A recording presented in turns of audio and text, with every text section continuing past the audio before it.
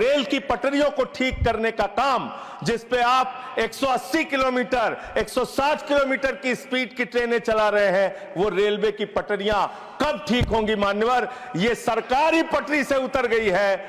मोदी जी, अरे मोदी जी विदेश मंत्री बन जाते हैं, शिक्षा मंत्री बन जाते हैं, सांस्कृतिक मंत्री बन जाते हैं, विज्ञान मंत्री बन जाते हैं। मोदी जी के अंदर बहुत कला है, खेल मंत्री बन जाते हैं। सारा मंत्रालय अकेले मोदी जी चला रहे हैं, इसलिए इस पे नाराज नहीं होना चाहिए। जब ये मंत्री बने, पूरे देश को उम्मीद थी कि रेलवे के अंदर क्रांतिकारी बदलाव आएगा। ये उम्मीद थी कि एक तकनीक के जानकार, एक पढ़े लिखे, एक शिक्षित योग्य मंत्री बने देश के अंदर, वो बदलाव लेके आएंगे। जितना ट्रेन की पटरी पे ट्रेन नहीं चलती, उससे ज्यादा ट्रेन के बाहर, पटरी के बाहर ट्रेनें चल रही हैं।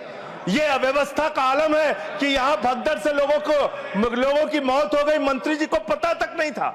धन्यवाद मान्यवर, आपने इस महत्वपूर्ण विभाग की, रेलवे विभाग की चर्चा पे मुझे बोलने का अवसर दिया। मान्यवर, भारतीय रेलवे के बारे में ये कहा जाता है कि जितनी ऑस्ट्रेलिया देश की आबादी है, उतने लोगों को भारत की रेल प्रतिदिन एक स्थान से दूसरे स्थान पे पहुंचाने का काम करती है। इतना बड़ा क्षेत्र है मान्यवर, रेलवे का क्षेत्र। हमारे साथियों ने भी कहा कि इसके लिए पहले अलग से बजट आता था, सबको इंतजार होता था, नई ट्रेनों की घोषणाएं होती थी, क्या क्या रेल के अंदर बदलाव किया जाता था, मंत्री जी बताते थे कितने कर्मचारी रखे जाएंगे, इसकी घोषणाएं होती थी, पूरे देश को इस बात का इंतजार होता था। लेकिन अब आप आम बजट के साथ रेलवे का बजट लेके आते हैं, हालत क्या बना दी। बातें तो बड़ी बड़ी होती है, Vande Bharat train, bullet train, प्रधानमंत्री जी ने कहा था बुलेट ट्रेन चलेगी मुंबई से अहमदाबाद तक। बुलेट ट्रेन चला रहे हैं ये लोग। बुलेट ट्रेन तो छोड़िए, जानवरों की तरह इंसान को रेलवे के अंदर ले जाया जा रहा है, एक जगह से दूसरी जगह तक। शर्म आती है, वो दृश्य देख के शर्म आता है मान्यवर। जब हमने देखा कुंभ के मेले के अंदर ट्रेन के डिब्बों को तोड़ने का दृश्य देखा, एसी डिब्बों को तोड़ तोड़ के लोग अंदर घुस रहे थे, जानवरों की तरह लोग एक जगह से दूसरी जगह तक जा रहे थे। आम इंसान की जिंदगी में सिर्फ मरना लिखा हुआ है। कभी रेलवे के ट्रैक पे मरना है, कभी एक ट्रैक पे दो ट्रेनें चल रही हैं, टकराना है, एक्सीडेंट में मरना है, तो कभी दिल्ली के अंदर भगदड़ में लोगों की जान चली जाती है। आम इंसान की जिंदगी में मरना लिखा हुआ है। और रेलवे के कर्मचारी, गैंग्समैन मेरे पास आए थे मिलने के लिए। सर, उन लोगों का यह कहना था रेलवे ट्रैक पे काम करते हुए एक्सीडेंट हो जाता है, उसमें भी उनकी जान जाती है। यह हालत हो गई है रेलवे की आज।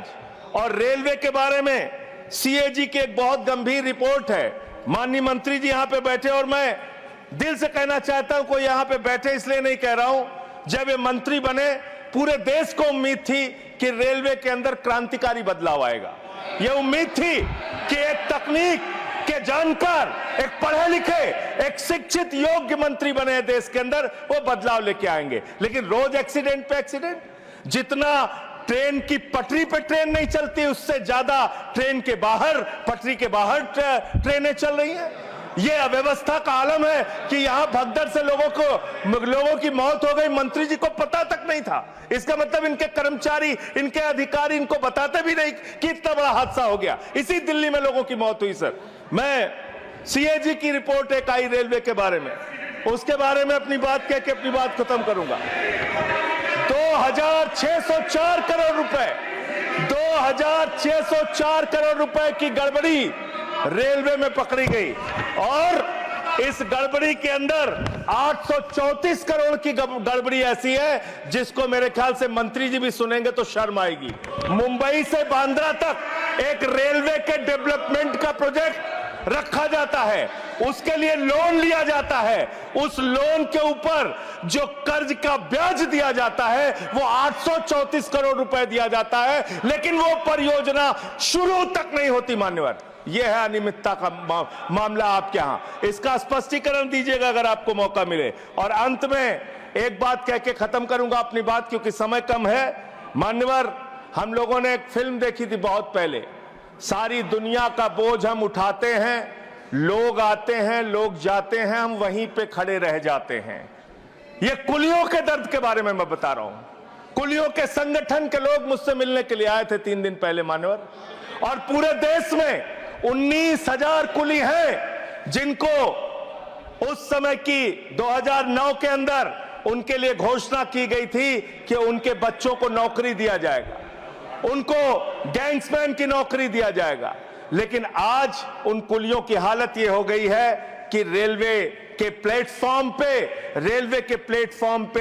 ई रिक्शा चलते हैं, रेलवे के प्लेटफॉर्म पे वाहन चलते हैं जिसमें सामान ढोने के लिए यात्रियों को एक प्लेटफॉर्म से दूसरे प्लेटफॉर्म पे पहुंचाने के लिए वहां पे वाहन मौजूद हैं। जाहिर सी बात है पैसेंजर उसका इस्तेमाल करेंगे। इन कुलियों का दर्द कोई सुनने के लिए तैयार नहीं है। मैं आपके माध्यम से माननीय मंत्री जी से अनुरोध करूंगा कि जो लोग वर्षों से लोगों का बोझ उठा रहे हैं, उनके परिवार की चिंता कीजिए, उनकी गरीबी की चिंता कीजिए, और कृपा करके ये 19,000 जो लोग हैं आज बेरोजगारी की कगार पे हैं, उनको कहीं समायोजित करने के लिए या उनके लिए कोई महीने की तनख्वाह की घोषणा, मदद की घोषणा सरकार की ओर से अपनी ओर से कीजिए। और अंत में यही बात कह के अपनी बात को समाप्त करूंगा कि आज पूरे देश को इंतजार है इस बात का कि कब ये दुर्घटनाएं रुकेंगी।